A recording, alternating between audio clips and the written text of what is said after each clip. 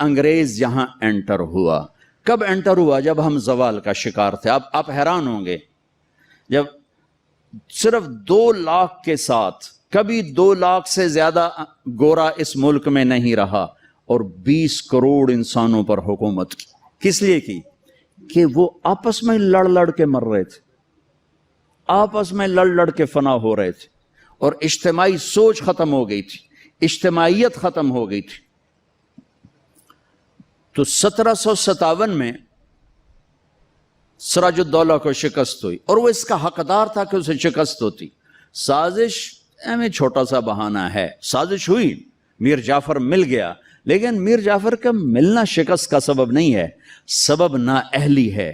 سراج الدولہ دن کے 12 بجے اٹھتا تھا، پورے بنگال کا بادشاہ، اور اس کے مقابلے میں کلائیو، لارڈ کلائیو، اس کی کلرک کی حیثیت تھی. وہ کم وقت دن چڑھنے سے پہلے گھوڑے پہ سوار ہوتا تھا، اور دن چھپنے کے بعد گھوڑے سے اترتا تھا. وہ سارا دن گھوڑے کی پشت پر، اور وہ سارا دن رات کنیزوں کے درمیان، لونڈیوں کے اندر سراج الدولہ، اور دن میں سوئے ہوئے ہیں. نواب صاحب 12 بجے اٹھیں گے تو شکست تو پھر مقدر ہے.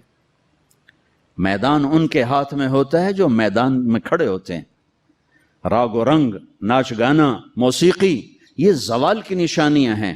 جو قومیں تباہ ہوتی ہیں وہ سارنگی کی سر پہ تباہ ہوتی ہیں، جو قومیں سر اٹھاتی ہیں وہ تلوار کی جھنکار پہ سر اٹھاتی ہیں، وہ تیر کی سنسناہٹ پہ سر اٹھاتی ہیں. میری ساری نسل گانے بجانے میں ڈوب چکی ہے، اور میرے دانشور اس کو تہذیب اور ثقافت کا نام دینے کے لیے سارے زور لگا رہے ہیں. ارے مجھے چھوڑ دو، میری بات دیوار پہ مار دو. پاگلو، اپنے شاعر کو پڑھ لو جس کو تم سارے مانتے ہو. تجھ کو بتاتا ہوں کہ تقدیر امم کیا ہے، شمشیر و ثنا اول، طاؤس و رباب آخر. جب قومیں اٹھتی ہیں تو ان کے نغمے تلوار کی جھنکار ہوتی، گھوڑوں کی ہن ہناہٹ ہوتی ہے. ولادیات ذبحان، قربان جو میرا اللہ گھوڑوں کے ہن ہنانے کی قسم اٹھا رہا. ہائے ہائے ہائے ہائے. ولادیات ذبحان فالموریات قدحا فالمغیرات صبحا فاثرن به نقعا ووسطن به جمعا. تیمور نے دنیا فتح کی، کبھی محل میں زندگی نہیں گزاری، خیموں میں کم وقت سوتا رہا، ساری زندگی خیموں میں سویا. چنگیز خان دنیا کا سب سے بڑا فاتح ہے، ساری زندگی خیمے میں سویا، کبھی محل میں نہیں سویا. اس کی اولادوں نے سونے چاندی کے گھر کھڑے کر دیے، وہ موت تک خیمے میں سویا. کہ آؤ میں تمہیں بتاؤں کہ قوموں کی تقدیر کیا ہے، بلندی کب آتی ہے، زوال کب آتا ہے. جب شمشیر ہوتی ہے، تیر و تلوار کے نغمے ہوتے ہیں تو یہ اوپر اٹھتے ہیں، اور جب تانسین ہوتے ہیں اور طبلے کی تھاپ ہوتی ہے اور سارنگی کی سر ہوتی ہے اور گانے والی کیا آواز ہوتی ہے، تو پھر وہ قومیں سو جاتی ہیں، ڈوب جاتی ہیں، ہلاک ہو جاتی ہیں، تباہ ہو جاتی ہیں. تم شریعت کو بیچ سے نکال دو، تاریخ کو بیچ میں لاؤ کہ قوموں نے عروج کیسے پکڑا، زوال کیسے آیا. سارے حکمران ڈوبے ہوئے تھے سارنگیوں میں، کنیزوں میں، تو اللہ نے انگریز بھیجا، جاؤ ان سب کو جوتے مارو اور ان کو تخت سے کان سے پکڑ کے اتار دو. آخری میں ٹیپو سلطان تھے. لیکن جب کوئی قوم ڈوبتی ہے تو ایک فرد مشکل سے ہی کسی کنارے لگا سکتا، لہذا وہ اپنی جان کی قربانی دے گئے. 1799 4 مئی 1799 دریائے توی وہاں بہتا ہے، اس میں اپریل کے اینڈ میں سیلاب شروع ہو جاتے ہیں اور فوجیں رک جاتی ہیں. لیکن میرے اللہ کو مسلمانوں کا اقتدار ختم کرنا تھا، تو اس سال موجیں نہیں آئیں، سیلاب ہی نہیں آیا، دریا خشک پڑا تھا. اور انگریز کی مدد کرنے والے کون؟ نظام الدین، حیدرآباد کے مسلمان حکمران. مرہٹے تو چلو ہندو تھے. جب ضمیر سوتا ہے، جب حکومتیں کیوں چھینی؟ کہ ٹیپو جیسے شاہ سوار کے لیے، شیر نر کے لیے نظام الدین کی فوج آ رہی، مسلمان فوج آ رہی، اس کے لیے تو انہیں ڈوبنا چاہیے، انہیں مرنا چاہیے، انہیں غلامی کا طوق پہننا ہوگا. میرے رب کا نظام ہے، میرے رب کا قانون ہے کہ یہاں نااہل کو نہیں بٹھایا جا سکتا، اہل ہی آتے ہیں تو نظام چلتا ہے۔ وہاں میر صادق جڑ گیا، ادھر میر جعفر جڑ گیا۔ این جب وہ اگر یہ نہ بھی ہوتا نا تو بھی ہو ہی جانا تھا۔ میر صادق نے کہا بھائی وہ تنخواہ لے لو، فوج انگریز نے حملہ کیا، وہ کہتا آؤ بھائی تنخواہ لے لو، سارے تنخواہ لے لو۔ وہ پتہ نہیں کیسے کرائے کے فوجی تھے، وہ تنخواہ لینے کے لیے دوڑ گئے۔ ٹیپو کھانا کھا رہے تھے، نوالا ہاتھ میں تھا کہ شور پڑا کہ جی قلعے کی دیوار ٹوٹ گئی، فوجیں داخل ہو گئیں، کھایا نے بھی چھوڑ دیا۔ شیر کی ایک دن کی زندگی گیدڑ کی 100 سال کی زندگی سے بہتر ہے۔ انہیں پتا تھا اب کوئی راستہ نہیں ہے، اپنی جان کا نذرانہ دیا تو جنرل ہیرس نے کہا آج ہندوستان ہمارا ہے۔ پھر دلی بھی آ گئے۔ شاہ عالم ثانی کے زمانے میں دہلی میں انگریز داخل ہو گئے، اور پھر بہادر شاہ ظفر جو 1857 کی جنگ آزادی، وہ ایک ایسے جیسے یہ ہمارا جلوس نہیں ہوتا، جلوس، ان جلوسوں نے کبھی کچھ کیا؟ جلوسوں سے کچھ نہیں ہوتا سوائے کہ 2-4 گڈیاں ساڑو، 2-4 سائن بورڈ بن دیو تو جاندے گراہ گیران دے بوجھے لٹ لو۔ تو وہ ایک جلوس تھا، نہ کوئی نظم تھا، نہ کوئی ترتیب تھی۔ اور ظلم کا جواب ظلم نہیں ہوتا ہے۔ جب انہوں نے دلی پہ قبضہ کیا تو انگریز عورتیں تھیں وہاں، 70 انگریز عورتیں تھیں اور 30-40 بچے تھے، انہوں نے سب کو ذبح کر دیا۔ ان کے ساتھ اللہ ہوگا جو عورتوں کو ذبح کر دیں، جو بچوں کو ذبح کر دیں۔ میرا دین ظلم کی اجازت نہیں دیتا۔ حضرت علی اور یہودی آپس میں جنگ ہو رہی، خیبر قمواس کا قلعہ، ابھی بھی اس کی دیواریں کھڑی ہیں۔ میں پچھلے سال گیا تھا وہاں، اس کو دیکھا تھا جا کر، جہاں سے حضرت علی چڑھے، دروازہ توڑا سر، تو اس پر وار کرنے لگے، اس نے منہ پہ تھوک دیا، تلوار پیچھے کر لی، کہ چلو دوبارہ۔ کہنے لگے ہیں دوبارہ کیوں؟ مجھے قتل کیوں نہیں کیا؟ تو میرے اوپر چھا گیا تھا، کہ پہلے تو میں اللہ کے لیے قتل کر رہا تھا، جب تو نے میرے منہ پہ تھوکا تو مجھے غصہ آ گیا، مجھے ڈر لگا کہ تمہارا قتل میرے غصے کی وجہ سے کہیں نہ ہو، اللہ نہ ناراض ہو جائے، میں تمہیں اللہ کے لیے قتل کر رہا ہوں۔ اس نے کہا میاں مجھے کلمہ پڑھا دے، مجھے نہیں لڑنا۔ اور جب اسلامی لشکر جاتے تھے تو حکم ہوتا تھا کسی بچے کو نہیں قتل کرنا، کسی عورت کو نہیں قتل کرنا، کسی گرجے کے راہب پادری کو نہیں قتل کرنا، بوڑھوں کو نہیں قتل کرنا، درختوں کو آگ نہیں لگانی، درختوں کو نہیں کاٹنا۔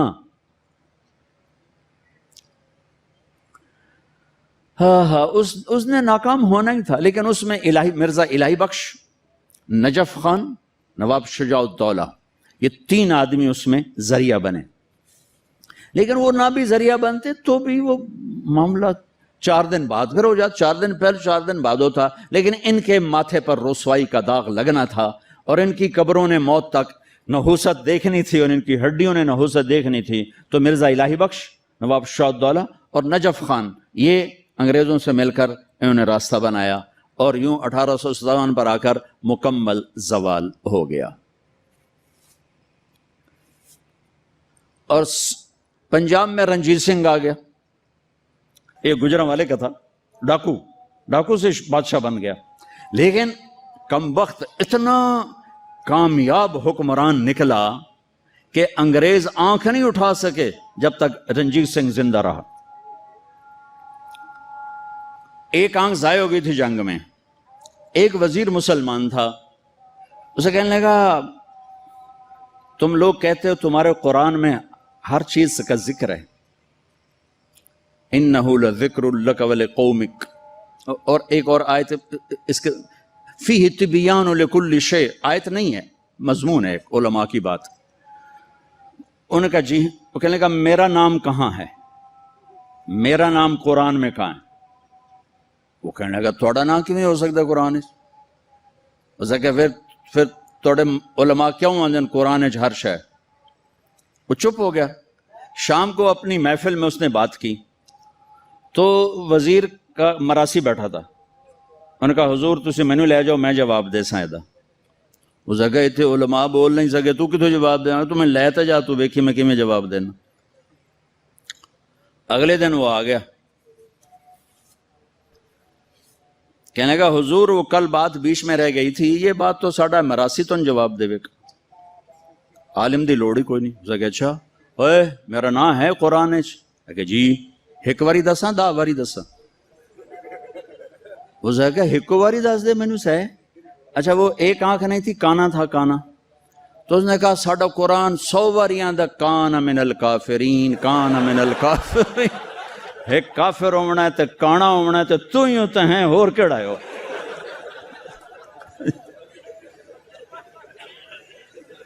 1818 میں اس نے میرا ضلع ملتان فتح کیا، رنجیت سنگھ نے، مظفر خان کی حکومت تھی، وہ 5 بیٹوں سمیت شہید ہوئے۔ وہ خود بڑے عالی حکمران تھے، لیکن نہ عوام میں جان تھی نہ فوج میں جان تھی، صلاحیتیں ختم ہو چکی تھی، شہید ہو کے 5 بچوں سمیت شہید ہو کے۔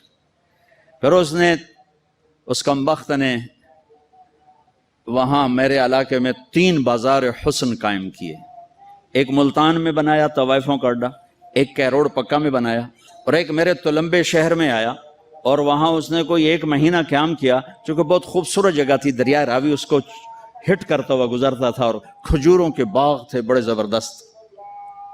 ایک بازار حسن اس نے وہاں بنایا۔ پچھلے کوئی 8 سال سے میں نے وہاں جانا شروع کیا، ملنا شروع کیا۔ وہ بازار حسن اب ختم ہو چکا ہے، چند بچیاں رہ گئی ہیں جو مجھے پیغام دیتی ہیں ساڑی شادی کرا دیو، اسی توبہ کرنی ہے، ختم ہو گئی۔